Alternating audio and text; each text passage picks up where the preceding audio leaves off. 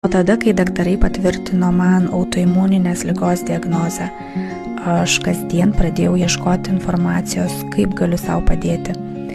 Jos buvo tiek daug ir tokios skirtingos, kad beliko pasikliauti tik savo intuiciją. Nuo tada nebuvo nei dienos, kai aš negalvočiau apie šitą ligą ir kaip ji gali pakeisti mano gyvenimą. Praeitą savaitę klausiausi įdomaus podcasto ir man labai įstrigo vienos psichologės mintys.